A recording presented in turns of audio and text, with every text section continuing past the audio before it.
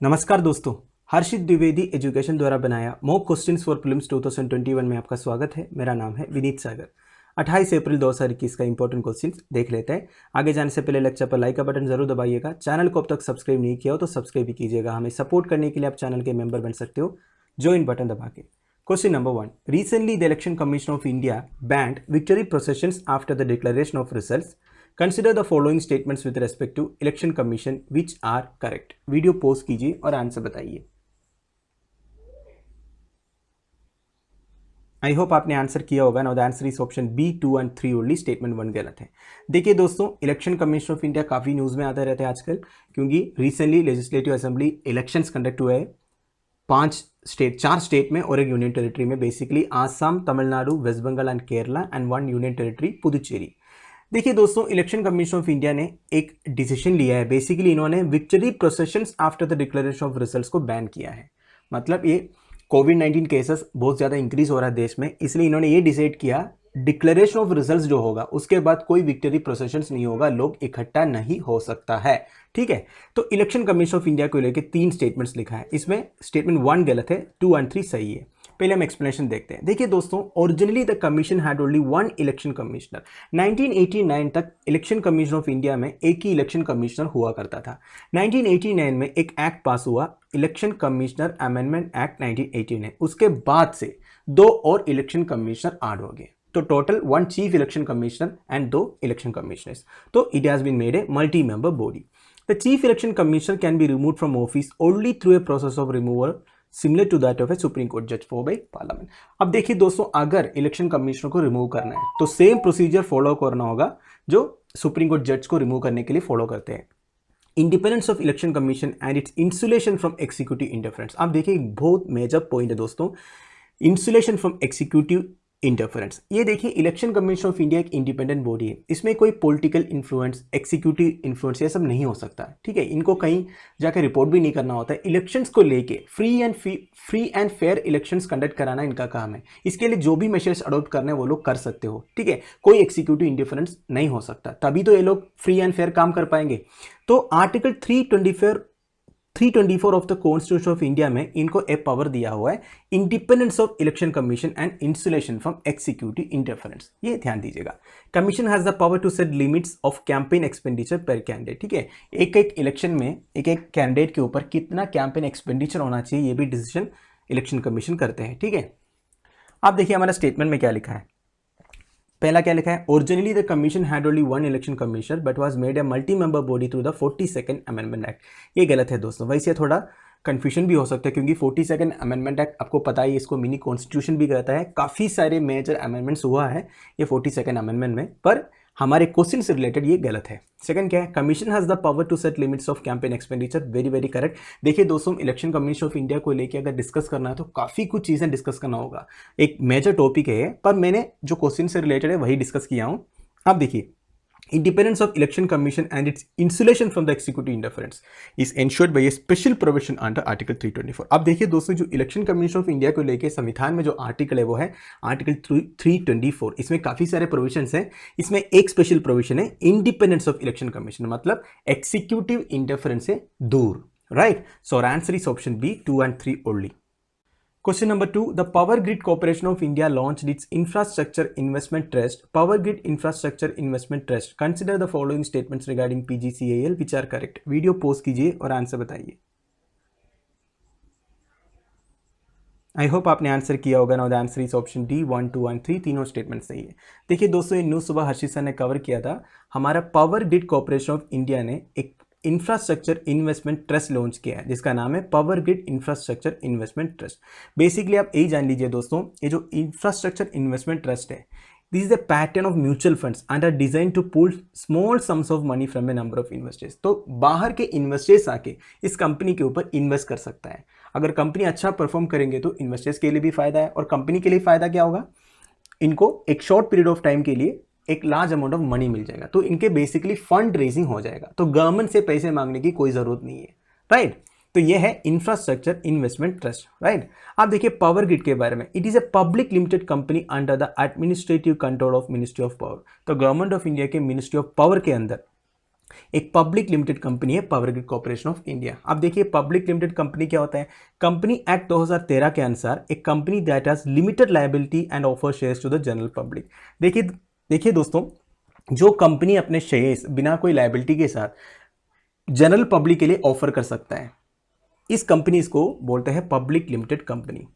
ठीक है, तो कंपनी एक्ट 2013 इसमें एक क्लियर लिखा है पब्लिक लिमिटेड कंपनी क्या होता है। ठीक है, जो कंपनी अपने शेयर्स जनरल पब्लिक के लिए ऑफर कर सकते हैं इनको पब्लिक लिमिटेड कंपनी बोल सकते हैं। ठीक है, मतलब बाहर के लोग आके कंपनी के शेयर्स खरीद सकते हैं तो ऑनरशिप मिल जाएगा थोड़ा बहुत। Its stock can be acquired by anyone either privately through IPO और via trades on stock market. देखिए इसके लिए ऑप्शन क्या है शेयर्स बेचने का, या तो एक आईपीओ खोल लो, लिस्ट करो स्टॉक मार्केट में।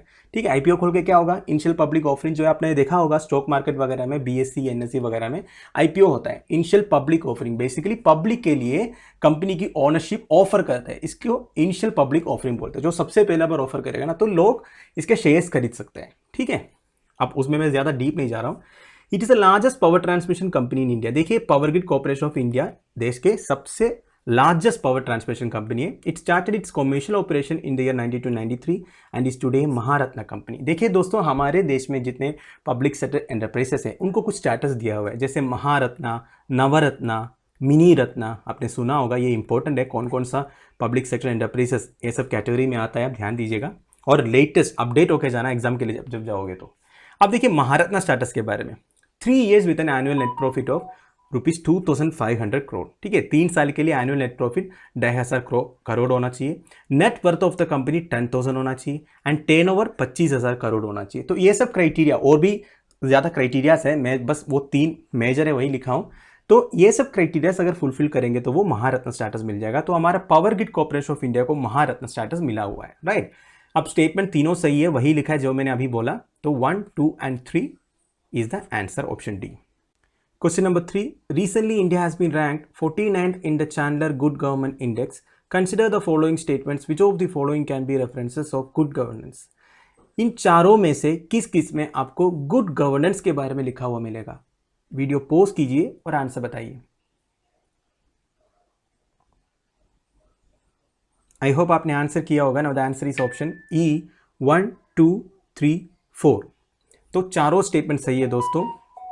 देखिए दोस्तों, गुड गवर्नेंस के बारे में ये चारों में लिखा हुआ मिलेगा आपको। बेसिकली भगवत गीता, इसके बारे में तो कोई डाउट नहीं होना चाहिए। Bhagavad Gita provides numerous cues for good governance. Leadership के बारे में, ड्यूटीफुलनेस के बारे में, सेल्फ रियलाइजेशन के बारे में काफ़ी कुछ बताया हुआ है भगवत गीता में। भगवान श्री कृष्ण ने अर्जुन को काफ़ी कुछ अच्छी अच्छी चीज़ें बताया है भगवत गीता के थ्रू।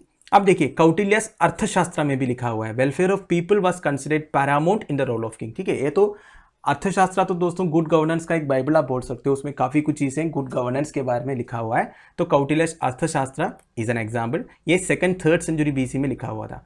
ऊपर से Mahatma Gandhi emphasised suraj which essentially means good governance. ये भी ध्यान दीजिएगा, एक अलग स्टेटमेंट है ये। महात्मा गांधी भी सुराज के बारे में, मतलब गुड गवर्नेंस, सुराज, ठीक है, इसके बारे में बताया हुआ है। एंड इंडियन कॉन्स्टिट्यूशन में तो कोई डाउट होना ही नहीं चाहिए, उसमें तो काफ़ी कुछ चीज़ें लिखा हुआ है। बेसिकली हमारा sovereign, socialist, secular and democratic republic लिखा हुआ है। Committing itself to democracy, rule of law and welfare of people. Preamble में भी आपको मिलेगा इंडियन कॉन्स्टिट्यूशन में गुड गवर्नेंस के बारे में लिखा हुआ है। और sustainable development goals, goal 16 can be considered to be directly linked as it's dedicated to improvement in governance. देखिए यूएन ने भी अडॉप्ट किया है सस्टेनेबल डेवलपमेंट गोल्स, टोटल कहीं 17 SDGs है if I am not wrong. तो उसमें गोल नंबर 16 में देखिए दोस्तों, मैं आपको बता रहा हूँ यूएन जो सस्टेनेबल डेवलपमेंट गोल्स अडॉप्ट किया है 17 के 17 कौन कौन से, आप पढ़ लीजिएगा, ठीक है, ये इंपॉर्टेंट है। एंड इसमें गोल 16 गुड गवर्नेंस से डायरेक्टली रिलेटेड है, राइट। अब देखिए हमारा स्टेटमेंट्स में क्या क्या लिखा है, भगवत गीता, कौटिल्यस अर्थशास्त्र, Indian constitution, UN adopted sustainable development goals. तो answer is option E 1, 2, 3 and 4। Question number 4. World Health Organization has recently released the World Malaria Report 2020. Consider the following statements which are correct. Video post कीजिए और answer बताइए। I hope आपने answer किया होगा ना। The answer is option B 2 only. Statement 1 and 2 गलत है। देखिए दोस्तों, वर्ल्ड हेल्थ ऑर्गेनाइजेशन ने रिसेंटली एक वर्ल्ड मलेरिया रिपोर्ट रिलीज किया है और ऊपर से 25 अप्रैल 2 दिन पहले वर्ल्ड मलेरिया डे भी ऑब्जर्व किया था।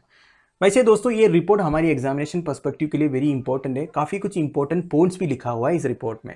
अब देखिए दोस्तों, हमारे दुनिया में काफ़ी कंट्रीज मलेरिया के अगेंस्ट काफ़ी अच्छे अच्छे मेजर्स अडोप्ट किया है और सक्सेसफुल भी रहा है एक हद तक। पर अफ्रीकन कंट्रीज में केस कुछ अलग है। अभी के लिए African continent shares 94% of global malaria death burden. अभी जितने भी मलेरिया डेथ केसेस रिपोर्ट हो रहा है ना दोस्तों, इसके 94% आप रिलेट कर सकते हो केवल अफ्रीकन कंट्रीज में से ही, राइट। वर्ल्ड मलेरिया डे के बारे में मैंने बता दिया। 2021 का थीम क्या है? Reaching the zero malaria target, मतलब ग्लोबली मलेरिया डिसीज को 100% एराडिकेट करना ऑब्जेक्टिव है बेसिकली, 2021 का थीम भी है। WHO has also identified 25 countries with potential to eradicate malaria by 2025 under E2025 initiative। देखिए दोस्तों, E2025 initiative ये क्या है? ऐसा भी एग्जामिनेशन में क्वेश्चन आ सकता है। ये WHO का एक इनिशिएटिव है, मतलब 2025 तक 100% मलेरिया को एराडिकेट करने का, राइट। अब देखिए, मलेरिया रिपोर्ट तो रिलीज कर ली, इसके बारे में मैंने बता दिया। ये जो 2020 का रिपोर्ट अभी रिलीज हुआ ना, ये इसमें 2019 का डाटा लिखा हुआ है, ठीक है, ये भी ध्यान दीजिएगा। India is the only high endemic country which has reported A decline of 17.6% इन 2019। देखिए दोस्तों, एक टाइम पर इंडिया में भी काफी ज्यादा मलेरिया इन्फेक्शन केसेस आ रहा था, पर इंडियन गवर्नमेंट ने जो मेजर्स अडॉप्ट किया मलेरिया को एराडिकेट करने के लिए, ठीक है, ये काफी सक्सेसफुल रहा है। एंड 2019 में अगर आप 2018 से कंपेयर करोगे 17.6% का डिक्लाइन देखने को मिला है, ठीक है। अब देखिए इंडिया ने क्या क्या पॉलिसीज अपनाया है। एक national strategic plan for malaria elimination एक 5 साल का 2017 में लॉन्च किया है, और Indian council of medical research ने एक malaria elimination research alliance India करके एक कॉन्ग्लोमरेशन of partners working on malaria control भी बनाया था, कि मतलब काफ़ी सारे पार्टनर्स इनिशिएटिव में जोड़ा हुआ है malaria elimination research alliance India. तो इंडियन गवर्नमेंट ने काफ़ी अच्छा मेजर्स अडॉप्ट किया मलेरिया को एराडिकेट करने के लिए, और काफ़ी सक्सेसफुल भी रहा है, ठीक है। अब देखिए हमारा स्टेटमेंट में क्या क्या लिखा है। स्टेटमेंट 1 ये है, 94% of global malaria infection cases are reported in Asian and African continents. गलत है दोस्तों, केवल अफ्रीकन कॉन्टिनेंट्स में है। India is the only high endemic country, ये तो मैंने बता दिया, बिल्कुल सही। E2025 initiative is launch by the joint United Nations programme on malaria. गलत है दोस्तों, WHO के द्वारा E2025 इनिशिएटिव लॉन्च किया है, राइट। अब देखिए, आप मुझे कमेंट बॉक्स में एक क्वेश्चन का आंसर बताइए, ये जो मलेरिया कोज करने वाला वायरस का नाम क्या है? Question number 5, consider the following statements which are correct. Geography से रिलेटेड एक क्वेश्चन है दोस्तों, वीडियो पॉज कीजिए और आंसर बताइए। आई होप आपने आंसर किया होगा। Now the answer is option B 2 and 3 only. Statement 1 गलत है। देखिए दोस्तों, कुछ इंपॉर्टेंट पॉइंट्स है इस क्वेश्चन में। The Satpura and Vindhya range lies in central India and both this ranges run parallel to each other. ये आपको मालूम ही है, ज्योग्राफी में आपने पढ़ा होगा, बेसिक एनसीईआरटीज में भी इसके बारे में लिखा हुआ है। विंध्या एंड सतपुरा रेंजेस के बारे में, ये दोनों पैरेलली रन करता है। एंड सतपुरा रेंज का लेंथ जो है ज्यादा है विंध्या से अगर कंपेयर करोगे, और नर्मदा ताप्ती जैसे रिवर्स भी सतपुरा रेंज में से ओरिजिन है। Oldest mountain ranges of India, Aravalli range. देखिए अरावली रेंज के बारे में ज्यादा बताने की जरूरत है क्या? बेसिक एनसीईआरटी में काफी कुछ है अरावली रेंजेस के बारे में। ये दुनिया का ओल्डेस्ट माउंटेन रेंज है। इसका विड्थ 10 किलोमीटर से लेके 100 किलोमीटर तक है। लोकल लैंग्वेज में Aravalli translate into line of peaks and span से टोटल लेंथ ऑफ 800 किलोमीटर, ठीक है, पूरा 800 किलोमीटर लेंथ है। लोकल लैंग्वेज में अरावली का मतलब लाइन ऑफ पीक्स होता है। एंड कौन कौन से स्टेट्स में से निकलता है? दिल्ली, हरियाणा, राजस्थान एंड गुजरात। ध्यान दीजिएगा, वेरी इंपॉर्टेंट। इसमें पंजाब नहीं है, काफी क्वेश्चंस में पंजाबी इंक्लूड करता है, इसलिए थोड़ा डाउट हो जाता है, ठीक है। Aravalli range plays an important role in Indian climate as it block wind carrying rain to reach Thar desert. देखिए थार डेसर्ट में बारिश आने से रोकती है अरावली रेंज, ठीक है, ये भी इंपॉर्टेंट पॉइंट है। ईस्टर्न घट्स के बारे में, it is a mountain range running in the eastern part of Indian peninsula parallel to Bay of Bengal. Basic definition, range is not continuous. ये ध्यान दीजिएगा, ईस्टर्न घट्स वेस्टर्न घट्स जैसे कंटिन्यूअस नहीं है, ठीक है, बीच बीच में ब्रेक्स है। And is lower in elevation when compare to Western Ghats. ये तो क्लियर है दोस्तों, सबको पता ही होगा। ईस्टर्न घट्स का जो हाइट है वो वेस्टर्न घट्स से कम है। This Ghats are older than Western Ghats. आप देखिए, अगर आप एज की बात करो, मतलब वेस्टर्न घट्स से काफी ओल्डर है ईस्टर्न घट्स, मतलब वेस्टर्न घट्स से पहले ही ईस्टर्न घट्स फॉर्म हुआ था। They have some very important pilgrim sites like, देखिए ईस्टर्न घट्स में कौन कौन सा इंपॉर्टेंट पिलग्रिमेज साइट्स है? एक तो तिरुमला वेंकटेश्वर टेम्पल इन आंध्र प्रदेश, जो तिरुपति नाम से जानते हैं, ठीक है। तिरुपति में तिरुमला वेंकटेश्वर टेम्पल है। तिरुपति में बेसिकली तिरुमला करके जगह में एक हिल रेंज है, बेसिकली उस हिल रेंज में तिरुमला वेंकटेश्वर टेम्पल है आंध्र प्रदेश में। ये ईस्टर्न घट्स का एक मेन पिलग्रिमेज साइट भी आप बोल सकते हो। आप देखिए स्टेटमेंट्स में क्या लिखा है। Satpura and Vindhya range lies in central India run parallel to each other and Vindhya range is higher in length. गलत, Satpura range higher in length है। बाकी दोनों मैंने अभी जो बताया वही लिखा है, तो answer is option B 2 and 3 only. तो दोस्तों हमारा डेली 5 मॉक क्वेश्चन इधर खत्म हो रहा है। कल एक क्वेश्चन पूछा था, which 2 cities in India are on the UNESCO World Heritage list? Answer is option A Jaipur and Ahmedabad. काफ़ी स्टूडेंट्स ने सही आंसर दिया था। इनमें से सबसे अच्छा एक्सप्लेनेशन के साथ आंसर दिया है प्रिया रामराज, प्रीति जांगित एंड तानिया मैन। तीनों को मेरी तरफ से congratulations, thanks for being a part. आज का क्वेश्चन देख लीजिए, which of the following geo formations were formed in the same age as the Garo, Khasi and Jaintia hills? इस क्वेश्चन का आंसर आप मुझे कमेंट बॉक्स में बता दीजिएगा। जो सबसे अच्छा एक्सप्लेनेशन देगा उनका नाम हम लिया करेंगे। तो दोस्तों ये वीडियो मैं इधर फिनिश कर रहा हूँ। आई होप आप लोगों को मेरी वीडियो से कुछ यूज़ हो रहा हो। मैक्सिमम शेयर कीजिएगा दोस्तों वीडियो को अपने दोस्तों के साथ। लेक्चर की PDF एज यूजुअल आपको टेलीग्राम चैनल में मिल जाएगा, जिसका लिंक नीचे प्रोवाइडेड है। Thank you for watching, bye bye, have a nice day.